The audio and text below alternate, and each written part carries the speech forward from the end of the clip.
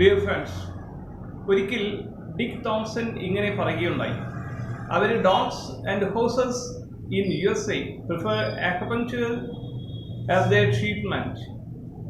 അമേരിക്കയിലുള്ള ഓരോ കുതിരയും ഓരോ പട്ടിയും അവർക്ക് അക്യുപങ്ക്ചർ ട്രീറ്റ്മെൻറ്റ് ലഭിക്കുവാൻ വേണ്ടി ആണ് താല്പര്യപ്പെടുന്നത് എന്ന്. അത് ഇന്നത്തെ അവസ്ഥ അതാണ്. അമേരിക്കയിലെ ഓരോ കവലകളിലും നിങ്ങൾക്ക് വെറ്റിനറി അക്യുപങ്ക്ചർ സെൻ്ററുകൾ കാണാം. അവിടെ മദാമ്മമാരും സായിപ്പുമാരും ഒക്കെ ചേർന്ന് അവരുടെ പട്ടികളെയും കുതിരകളെയും പൂച്ചകളെയും ഒക്കെ കൊണ്ടുപോയി അക്യുപങ്ക്ചർ ട്രീറ്റ്മെൻറ്റ് എടുത്തു വരുന്നു. ഇപ്പം നമ്മുടെ നാട്ടിൽ അത് അത്ര പ്രചാരം ആയിട്ടില്ല. അപ്പോൾ ഇതിന് വെറ്റിനറി അക്യുപങ്ക്ചർ എന്നും പറയുന്നു. അക്യുപങ്ക്ചർ ഉപയോഗിച്ചുള്ള മൃഗ ചികിത്സ. അക്യുപങ്ക്ചർ ഉപയോഗിച്ചുള്ള മൃഗചികിത്സയുടെ ഒരു വീഡിയോ നമ്മുടെ ഈ പ്രൊഫൈലിലും നമ്മുടെ മറ്റ് പേജുകളിലും ഉണ്ട്. അപ്പോൾ അത് ഞങ്ങൾ വീട്ടിൽ വളർത്തിയിരുന്ന ഒരു പൂച്ചയെ, അതിൻ്റെ പേര് കുഞ്ഞു എന്നാണ്. അതിൻ്റെ സഹപ്രവർത്തകന്മാരായ മറ്റു പൂച്ചകളോ നായ്ക്കളോ ഇനി ഏതെങ്കിലും മനുഷ്യക്കുട്ടികളോ ആക്രമിച്ചതിൻ്റെ ഫലമാവാം അത് ഞൊണ്ടി നടക്കാൻ തുടങ്ങി. അങ്ങനെ ഞങ്ങൾ 2-3 ദിവസം അങ്ങനെ കാത്തു നിന്നു. പൂച്ചകളൊക്കെ അങ്ങനെ കുറേ കഴിയുമ്പോൾ തന്നെ ശരിയാവാറുണ്ടല്ലോ. ആ കോവിഡിൻ്റെ സമയമാണ്.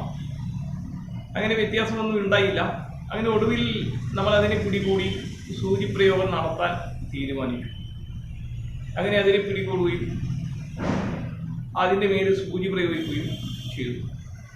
അത്ഭുതകരം എന്ന് പറയാത്തെ അത് വളരെ പെട്ടെന്ന് തന്നെ ഞൊണ്ടലെല്ലാം മതിയാക്കി ഓടി നടക്കുന്നതും കാണാം. അപ്പം നിങ്ങൾക്ക് ആ വീഡിയോ ഇതിൻ്റെ താഴെയുണ്ട്. ഞാൻ അതിൻ്റെ ലിങ്ക് ഒന്നുകൂടി ഈ ഫസ്റ്റ് കമൻറ്റിൽ ഇടാൻ ശ്രമിക്കാം. അപ്പം അങ്ങനെ മൃഗചികിത്സ, അക്യുപങ്ക്ചർ ഉപയോഗിച്ചുള്ള മൃഗചികിത്സയുടെ വലിയ തറവാടായി അമേരിക്ക മാറി. അപ്പം ഇതിന് കാരണമായി വന്നത് അമേരിക്കയിൽ അക്യുപങ്ക്ചർ പ്രചരിക്കുന്നതിന് എതിരായി അമേരിക്കൻ മെഡിക്കൽ അസോസിയേഷൻ നടത്തിയ ഒരു പോരാട്ടത്തിൻ്റെ ഒരു പരിണത ഫലം ആയിട്ടാണ്. 1960കളിലാണ് അമേരിക്കയിലേക്ക് അക്യുപങ്ക്ചർ സാവകാശം പ്രചാരം നേടി വരുന്നത്. ചൈനയിൽ നിന്നും വളരെ സാവകാശത്തിൽ പ്രചാരം നേടി വരുന്നു. അപ്പം ചില ഡോക്ടർമാർ, അലോപ്പതി ഡോക്ടർമാരൊക്കെ ഇത് ചെന്ന് പഠിച്ച് അമേരിക്കയിൽ കൊണ്ടുവന്ന് പ്രചരിക്കാൻ തുടങ്ങി. അപ്പോൾ അവരുടെ റിസൾട്ട് കണ്ടപ്പോൾ ഡോക്ടർമാർ അല്ലാത്ത മനുഷ്യന്മാർ പുതുതായി ചൈനയിലേക്ക് വെച്ചടിക്കുകയും അവിടുന്ന് കുറേശ്ശെ പരിശീലനം നടത്തി മടങ്ങി വരികയും ചെയ്തു. അപ്പോൾ അന്ന് ഒന്നും നിയമവ്യവസ്ഥയൊന്നും ഇല്ലാത്തതിനാൽ അത് അവിടെ ആർക്കും ചെയ്യാവുന്ന സ്ഥിതി ആയിരുന്നു. അങ്ങനെ അത് മെല്ലെ അവിടെ പ്രചരിക്കുകയും ആളുകൾ ഈ ട്രീറ്റ്മെൻറ്റ് കൊള്ളാമല്ലോ എന്നൊരവസ്ഥ വരികയും ചെയ്തു. കാരണം ആളുകൾക്കൊക്കെ വേദനകളും ഒക്കെ വേഗം മാറിപ്പോവുകയൊക്കെ ചെയ്യാൻ തുടങ്ങി. അപ്പോൾ ആളുകൾ കൂടുതലായി. അപ്പോൾ ഈ അലോപ്പതി അഥവാ നമ്മുടെ മോഡേൺ മെഡിസിൻ്റെ സൈഡ് എഫക്റ്റുകളും അതിൻ്റെ ചിലവുകളും അപ്പോൾ സാധാരണക്കാരന് പലപ്പോഴും താങ്ങാൻ പറ്റാത്ത സാഹചര്യങ്ങൾ ഉണ്ടായി തീർന്നു. അപ്പോൾ ഇതെല്ലാം കൊണ്ട് ആളുകൾ അക്യുപങ്ക്ചറിലേക്ക് അതുപോലെ തന്നെ പലതരം ആൾട്ടർനേറ്റീവ് മെഡിസിനുകളിലേക്ക് തിരിയുന്ന സാഹചര്യം ഉണ്ടായിത്തീർന്നു. പിന്നീട് 1970കളിൽ അമേരിക്കൻ പ്രസിഡന്റായ നിക്സൺ ചൈന സന്ദർശിക്കുന്നു. അപ്പം അങ്ങനെ ചൈന സന്ദർശിക്കുന്ന സമയത്ത് അദ്ദേഹത്തെ അനുഗമിച്ചിരുന്ന ന്യൂയോർക്ക് ടൈംസ് ലേഖകൻ, പല പത്രക്കാരെയും കൂട്ടിയാണ് ഇദ്ദേഹം പോയത്, ജെയിംസ് റെസ്റ്റോൺ. അപ്പോൾ അദ്ദേഹത്തിന് അപ്പൻഡിസൈറ്റിസ് സംബന്ധമായ വേദന ഉണ്ടാവുകയും അത് അവിടെ വെച്ച് അപ്പോൾ ഈ ചൈന സംസ്കാരത്തെക്കുറിച്ചും ചൈനീസ് അക്യുപങ്ക്ചർ ചികിത്സാ രീതിയെക്കുറിച്ചും ഒക്കെ വളരെ മോശം അഭിപ്രായം ഉണ്ടായിരുന്ന ഒരാളായിരുന്നു ഈ ജെയിംസ് റെസ്റ്റോൺ. അപ്പോൾ അദ്ദേഹം ഈ ചൈനീസ് അക്യുപങ്ക്ചർ രീതിയെ പരിഹസിക്കുവാൻ വേണ്ടി തൻ്റെ ഈ ഒരു വേദനക്ക് വല്ല ചികിത്സയും ലഭിക്കുമോ എന്ന് ചൈനക്കാരോട് ചോദിച്ചു.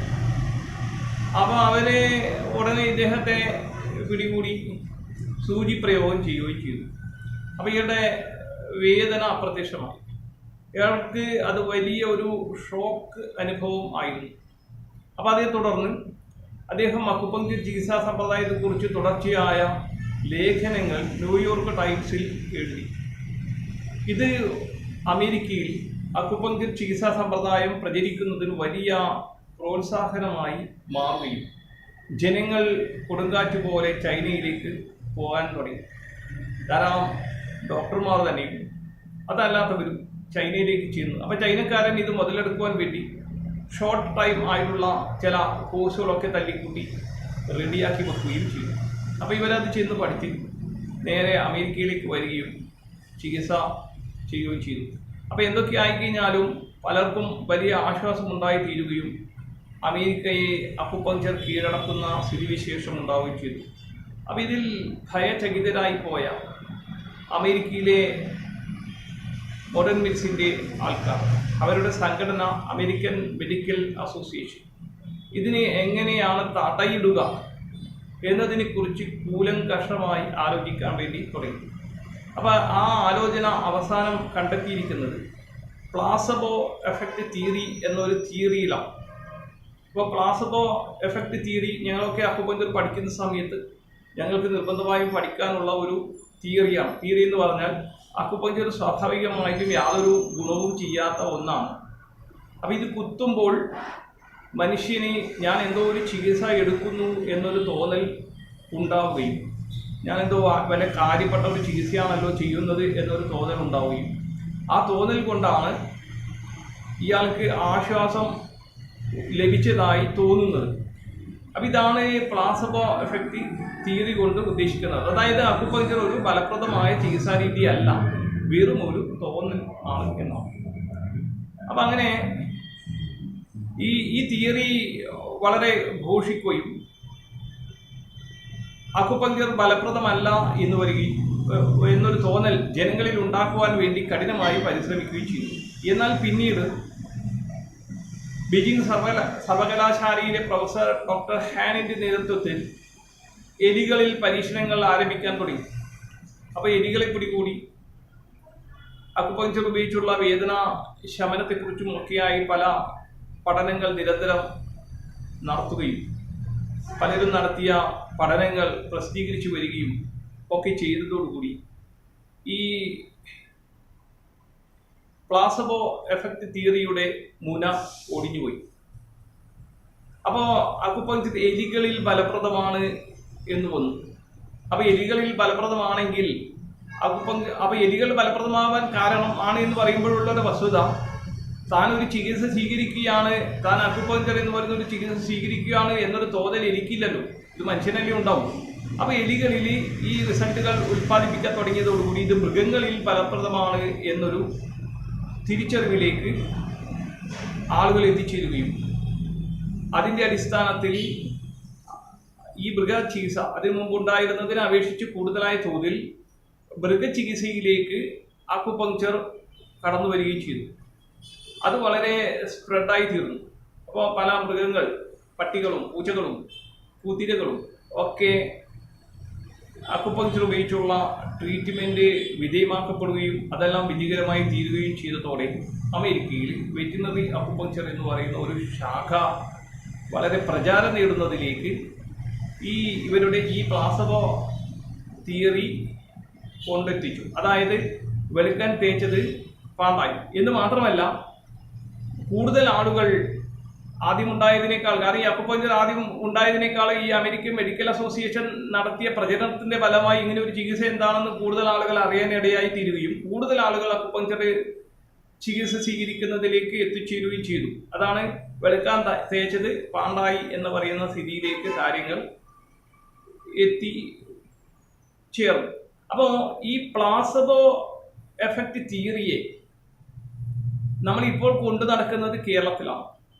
കേരളത്തിലെ പല യുക്തിവാദികളും ആയുർവേദം, ഹോമിയോപ്പതി, അക്കുപങ്ക്ചർ അങ്ങനെ അടക്കമുള്ള സകല ചികിത്സാ രീതികളെയും വിമർശിക്കുവാൻ വേണ്ടി അതെല്ലാം തോന്നലാണ്, അതാണ് പ്ലാസബോ.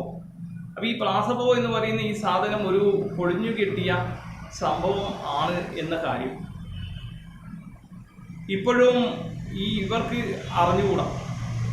അമേരിക്കൻ മെഡിക്കൽ അസോസിയേഷൻ പിന്നീടെടുത്ത നിലപാട് അക്കുപങ്ക്ചർ ഞങ്ങൾക്ക് മാത്രമേ ചെയ്യാൻ പാടുള്ളൂ, മറ്റുള്ളവരെ ചെയ്യാൻ വിടരുത് എന്നതിലേക്ക് മാറി. അതായത് അമേരിക്കയിൽ അക്കുപങ്ക്ചർ പ്രചരിക്കരുത് എന്നാഗ്രഹിച്ചവർ പിന്നീട് ചൂട് മാറ്റിയിട്ട് അക്കുപങ്ക്ചർ അമേരിക്കയിലെ അലോപ്പതി ഡോക്ടർമാർ കൈകൊണ്ടേ ചെയ്യാവൂ, ആ അലോപ്പതി പഠിക്കാത്ത ആളുകൾ അക്കുപങ്ക്ചർ ചെയ്യുന്നതിനെ തടയണം എന്ന് പറഞ്ഞുകൊണ്ട് പ്രക്ഷോഭം ആരംഭിക്കേണ്ട സ്ഥിതിയായി.